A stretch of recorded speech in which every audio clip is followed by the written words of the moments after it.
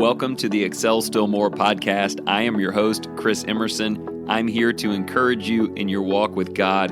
Thank you for joining in. Today's podcast is sponsored by Cunningham Financial Group. John Cunningham is a friend of mine and a brother in Christ, and he can help you with financial decisions and future planning. He's been a big help to me and my family, and I commend him to you. You can reach him at 205-913-1720. I am so thankful you're here, so let's get started. Hey, welcome back, and thanks for listening in today. So I'm a little extra kind of anxious and excited about today's content because it's got a little risk and reward element to it. The risk is that I will not do a good job explaining to you what the Gestalt Effect is, in which case it will not make much sense to you, and even the two applications that I've packaged up to share just won't hit home.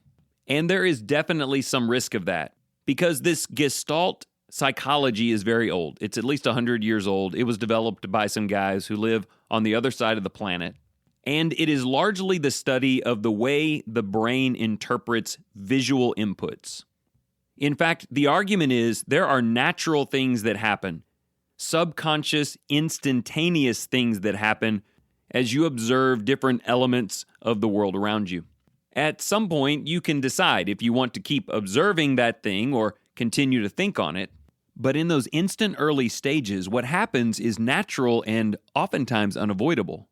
It's not about, in those first stages, whether you're a good person or a bad person. It's just the way that the brain has been designed to work. And if you choose to believe in what is sometimes called the Gestalt theory, it will have a direct effect on how you visually present yourself to the world. And on the viewing side, it might help you understand why you have certain instant impulses that you could not previously explain.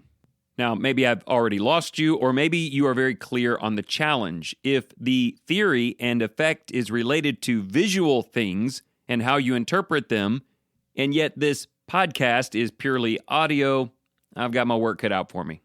But how about this? Before we even dig in on it, there are two applications I want to make today, and one of them has to do with modesty.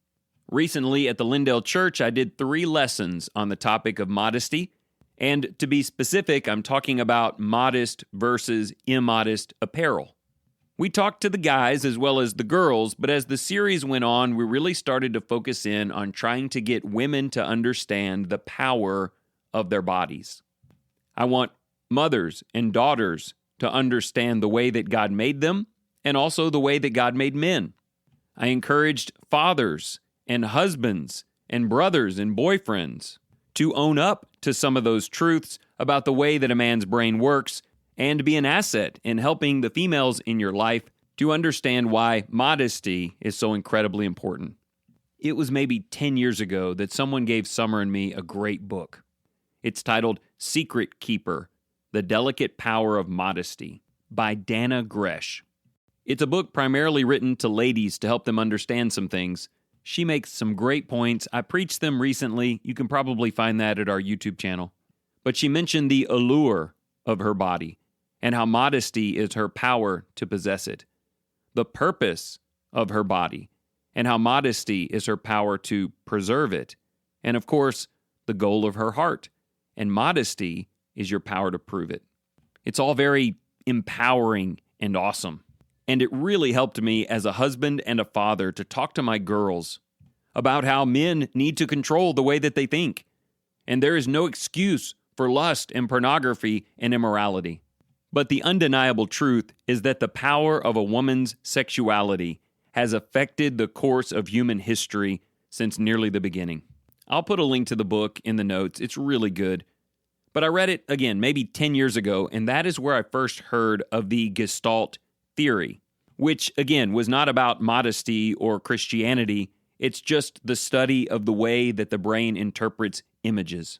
And that has sent me down a very interesting rabbit hole of understanding the principle better and seeing that the applications may even be wider than visual output and input, as I'll share at the end. Okay, so here we go. The word Gestalt just means seeing things as a whole, as a full picture, instead of over-analyzing it or breaking it into a bunch of little pieces. And this translates into one basic thing you need to know about your mind. Objects will be perceived in their simplest form. We can overanalyze things later. We can break it down into little segments. We can try to figure out the deeper meaning, but that is not typically the way your brain works. Not on the fly and not at first. Your brain's got a lot of stuff to do. So when it sees something, it interprets it as simply and commonly as it can based on whatever previous inputs it's been given, and then makes decisions from there. Here's a very common example. Have you ever seen the Olympic rings? When you see those, do you think, that's 5 rings, interlocked at certain places, of 5 different colors? And I noticed there are actually little gaps there where some of the circles aren't completed so that other circles can overlap. You don't do any of that. You just take that image in, see it as one piece, and think to yourself, I guess I'll be watching curling for 10 straight days. And I think that's going to be important on the application side. Sometimes we say, well, I'm wearing this outfit. If people knew me better, they would know that it doesn't mean this or it does mean that. If people would stop and look at the pieces here, it's not exactly what they think that it is. Maybe I'll use a church example so it's not all about the ladies. Here's a guy serving on the Lord's table with a graphic t-shirt on. And he's like, if you knew me better, you'd know that's not a big deal. And if you would take the time to zoom in a little bit, you'd see that that's not a little devil on my shirt. It's actually an angel with really pointy ears. That was a purely fictitious example, but it illustrates what I'm saying. You're just in an environment and you see some clothing. You process it as one whole thing. It sends some signal to you, positive or negative, and then you have to decide what to do with that afterwards. I know there's always more to the story, a clearer picture to be grasped.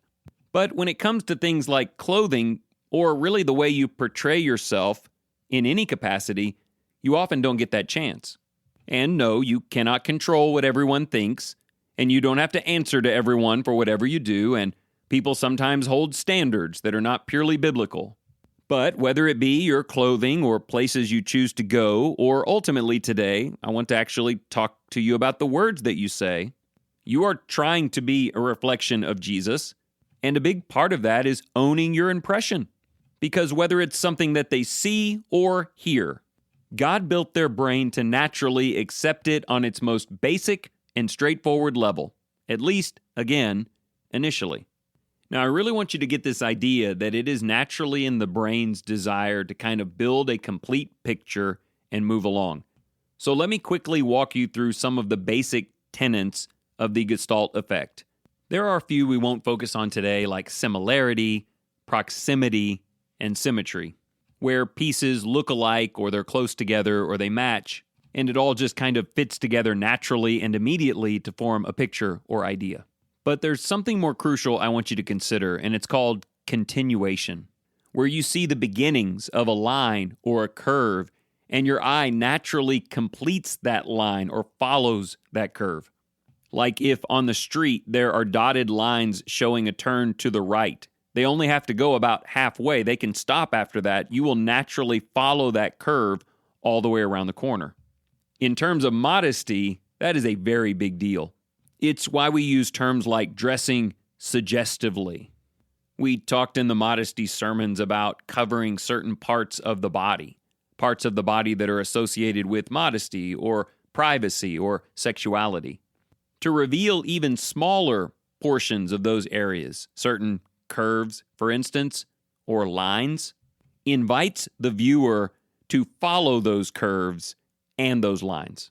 Again, initially at least, there is a natural inclination of the mind that will pursue the direction of that line. For instance, if someone's skirt is short, or those curves, if someone is wearing something of a lower cut. And I really hope you understand, this is not just about the women wearing things that are longer or that cover more. On the one hand, it is about getting them to understand that if you show some, the mind will pursue more.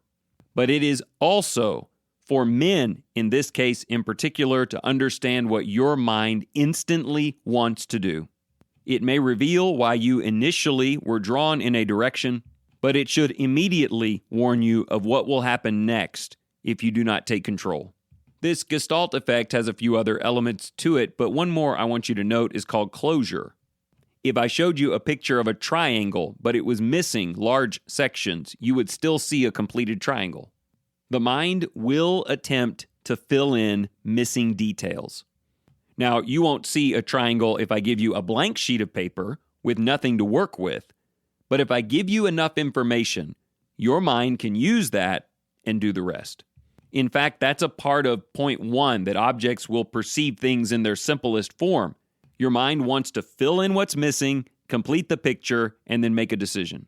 From a modesty standpoint, this is why men need to understand that pornography with nudity is clearly sinful, but spending time viewing or being with people who dress in a way that gives you quite a bit of the picture will put you in a very difficult mental place. You will be fighting the natural inclinations of the brain. To kind of wrap up the modesty part of this, I believe this is why God wants women and men to dress properly, to make a claim to godliness.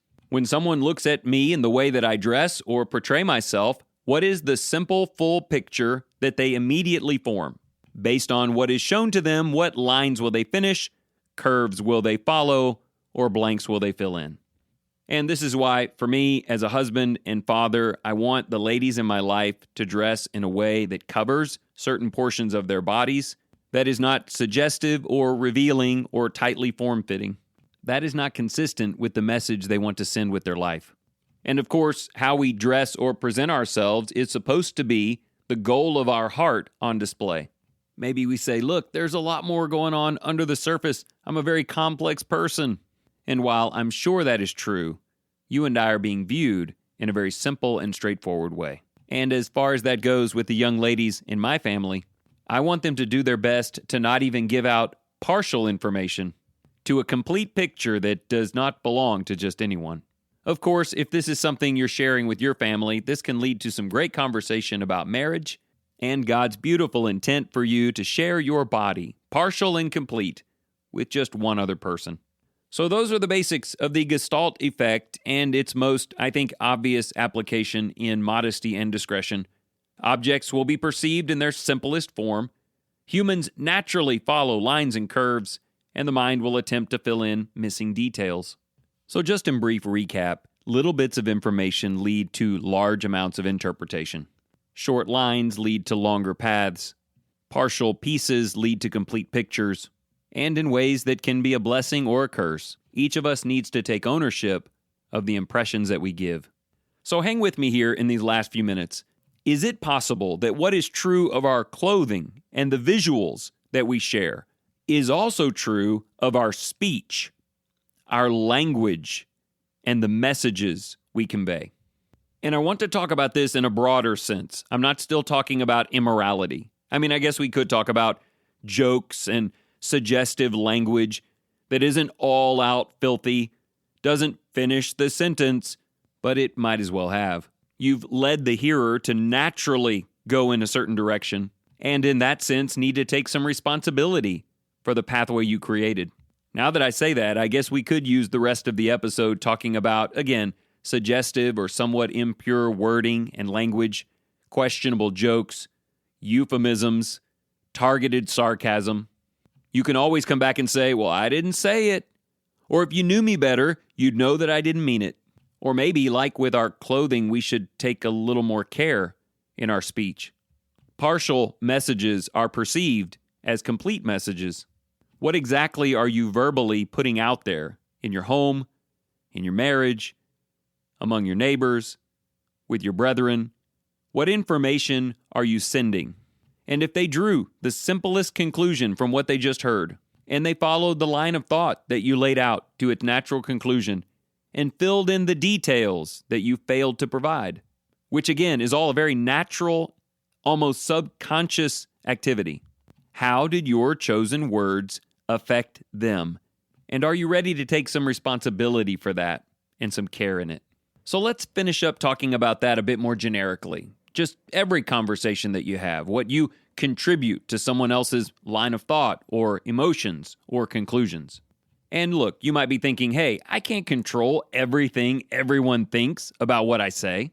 And that's certainly true. No more than a woman can control everything that a man chooses to think when he looks at her. However, Gestalt is still in effect. You are a dominant factor in the lives of other people. You have power and influence, and your words are a daily and consistent part of that. I love the challenge the Bible gives in Ephesians chapter 4, verse 29. Let no unwholesome word proceed from your mouth, but only such a word as is good for edification, according to the need of the moment, so that it will give grace to those who hear. I don't even know how many times I've read that verse and thought about it, but something that I just noticed today was it didn't say words, it said no unwholesome word. It's adding weight to even one word. It's assigning significance to any word. The truth is, based on our theory today and, being married for 25 years, one word spoken can be a paragraph in the ear of the hearer. A small amount of tone can convey a large amount of emotion. A couple of things I remember from my youth is I was a little edgy as a teenager. I didn't use foul language or talk about dirty things, but I liked the innuendos, the euphemisms. And I could always say to the parent or the preacher, I didn't say that. I can't help if that's what they got out of what I was saying. Hey, that's just their dirty mind. That was a bucket load of foolishness. You put enough pieces of the triangle on the table, and everyone is going to see a triangle. So I got rid of a lot of that in my youth, but there was one thing that held on. I got married young, 18, and unfortunately in the early years of my marriage, I was very sarcastic. I thought that short quips and quick jabs and funny words and little ideas, quick retorts, I thought they were harmless ways of showing the world how smart I was. They proved that I could think quickly on my feet and give a retort to anything that was said. Well, my wife did a fair bit of crying in those first few years because what looked like tiny little pokes from me had a much fuller and more painful impact on her. I tell people, I was like 25 years old, I dug a big hole in the backyard, I buried all my sarcasm in it, and I left an unmarked grave. My point to you is this: whether it's something that is a little sketchy or a little hurtful or a little suggestive, something that just barely starts a fight or reveals just the tiniest amount of being uncompassionate, the hearer will take that for what it is. They will link it together with all of the other things that you say or usually say or often mean. They will start down the path your statement suggests and keep following it long after you've stopped speaking. They will fill in the blanks of what you are suggesting, whether you are actually suggesting it or not. God built their brain to formulate a conclusion and then act upon it. Yes, I should do an episode on not being so quick to draw conclusions, and people need to give you more of the benefit of the doubt when you say things. But I guess you know by now that I have never recorded a single episode that was for someone else. It was always for you and me. And it's a lot like modesty. We warn the men to look away and not to lust. But we also warn the women that there is a natural tendency in men wherein her choices, which seem insignificant to her, may be very significant for him. And that's exactly what I need to know about my words. And hey, on the positive side, I may say good things that lead to great and encouraging conclusions. And I think from that and Ephesians 4, that's the thought I'm taking with me today. I think I'll contribute things that are kind and needful and constructive, accepting ownership of all of my impressions and taking advantage of the Gestalt Effect.